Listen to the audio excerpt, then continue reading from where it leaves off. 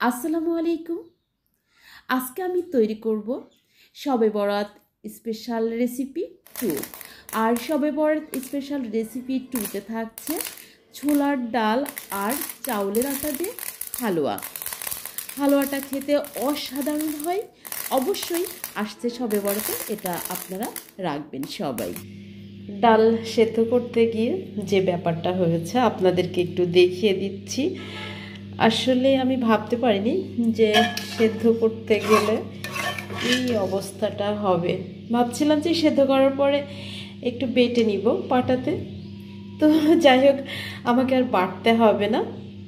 অবশ্য এতটা সেদ্ধ হলে নিচ থেকে পুড়ে যায়, কিন্তু আলহামদুলিল্লাহ দেখিয়ে দিচ্ছি আপনাদেরকে। এই যে দেখুন, ও বাবা, একটু পুড়ে যায়নি, সুন্দরভাবে সেদ্ধ হয়েছে। এই যে দেখুন। আর এই যে এখানে দেখতে পাচ্ছেন আমি দুধ জাল করে নিয়েছি। দুধ অবশ্যই খুব ঘন করে জাল করে নিতে হবে, চেষ্টা করবেন দুধ ঘন করে জাল করে নেওয়ার জন্য, অথবা কনডেন্স মিল্ক, গোড়া দুধ, এগুলো মিক্সড করতে পারেন, ভালো হবে। তো এই যে দেখুন দুধের স্বর আপনাদেরকে একটু ভালো করে দেখিয়ে দিই কাছ থেকে। মাশাআল্লাহ। আমি একটা কড়াইয়ে ঘি দিয়েছি। এই যে এখন যেটা করব সেটা হচ্ছে এই ঘি দিয়ে কি করতে হবে আমি দেখিয়ে দিচ্ছি। এখানে দেখুন আমি চাউলের আটা নিয়েছি। এই চাউলের আটা ঘি দিয়ে ভালো করে ভেজে নিব। এবার আমি চুলাটা অন করে দিয়েছি। আর এই যে দেখুন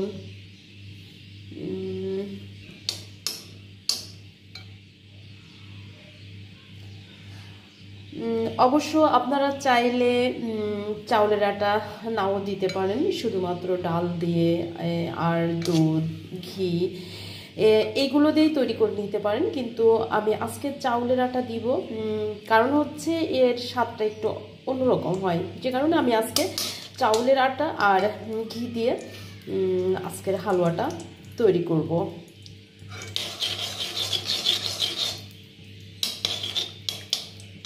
আর ঘি কতটুকু দিবেন, ঘি পরিমাণ অনুযায়ী, অর্থাৎ যতটুকু চাউলের আটা সেই পরিমাণে ঘি দিবেন। কোনো ধরা বাঁধা নিয়ম নাই, চাইলে আপনি একটু বেশিও দিতে পারেন। এবার আমি চাউলের আটা দিয়ে দিচ্ছি যে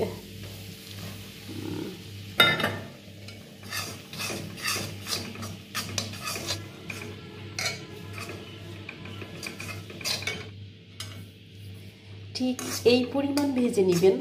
অবশ্য ক্যামেরাতে আসছে না আমি কতটুকু ভেজে নিয়েছি, হালকা ব্রাউন কালার করে আমি ভেজে নিয়েছি। এই যে দেখুন। আর ভেজে নেওয়ার পরে অবশ্যই ঠান্ডা করে নিতে হবে, নইলে দেখা যায় যে দুধের ভিতর দেওয়ার পরে কি হয়, দলা পেকে যায়। এই জন্য এই চাউলের আটা ঘি দিয়ে ভাজার পরে একদম ঠান্ডা করে নেবেন।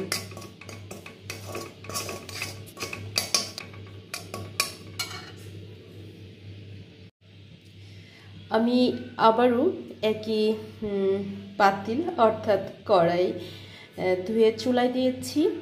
এখন যেটা করব সেটা হচ্ছে এই যে ঘি দিচ্ছি। আর ঘি দিচ্ছি এই জন্যই যে ডাল সিদ্ধ করে রেখেছিলাম, এটা আমরা যেভাবে ডাল রান্না করার সময় ফোড়ন দিই, ঠিক সেভাবে ফোড়ন দেওয়ার মতো করে ঘিটা গরম করে দিয়ে দিতে হবে। কেন দিতে হবে?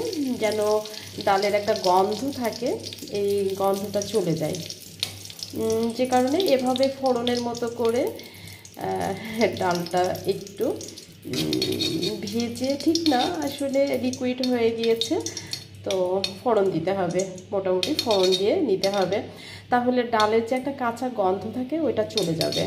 তো অবশ্যই এভাবে ফোড়ন দিয়ে নেবেন, তাহলে দেখবেন ভালো হবে, স্বাদটা খুব বেশি ভালো আসবে। এই যে দেখুন আমি কীভাবে দিয়ে দিচ্ছি।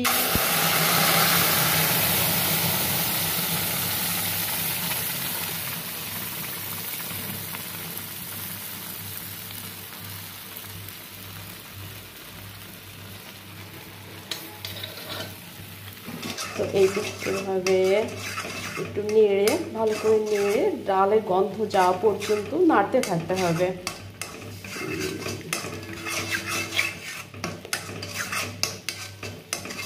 আসলে ঘি দিয়ে যদি যে কোনো জিনিস, যে কোনো মিষ্টি খাবার এভাবে রান্না করলে এমনিতেই ভালো হয়,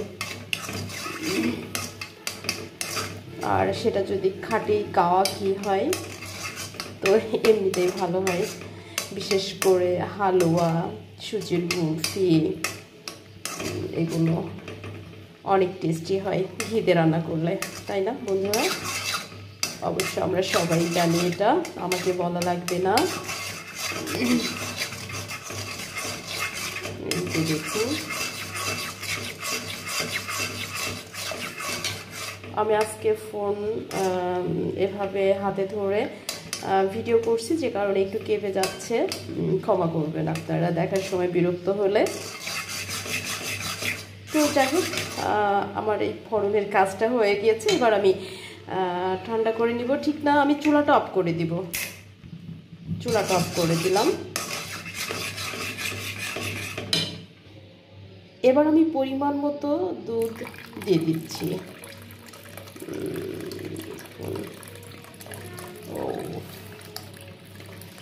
মাশাআল্লাহ, আসলে দেখতে যেটা লোভনীয় হয়, খেতেও সেই খাবারটা অনেক টেস্টি হয়। আমার মনে হয় কতটা লোভনীয় মনে হচ্ছে। এই যে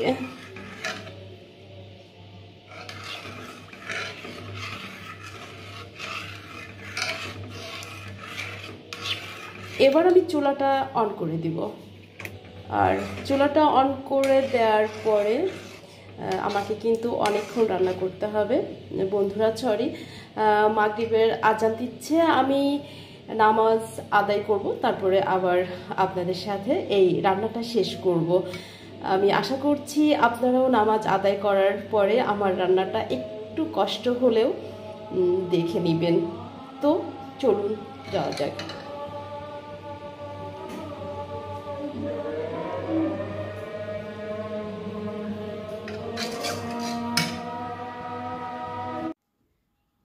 এবার আমি দিয়ে দিব চিনি।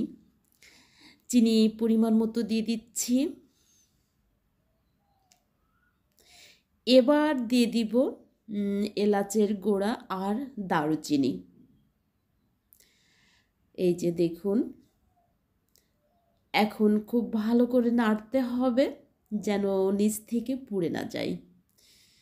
নিচ থেকে পুড়ে গেলে কি হবে, যে একটা গন্ধ হয়ে যাবে, আর তখনই কিন্তু হালুয়ার স্বাদটা নষ্ট হয়ে যাবে।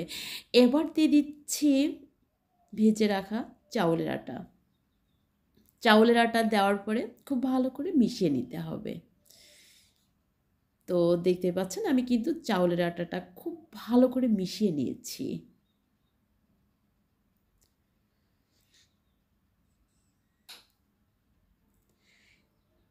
এখন আমি দিয়ে দিয়েছি ফুড কালার, সরি আমি দিয়েছি জাফরান কালার। আপনারা চাইলে অবশ্যই ফুড কালার ইউজ করতে পারেন। অসাধারণ একটা কালার এসেছে, দেখতে অদ্ভুত লাগছে, তাই না বন্ধুরা?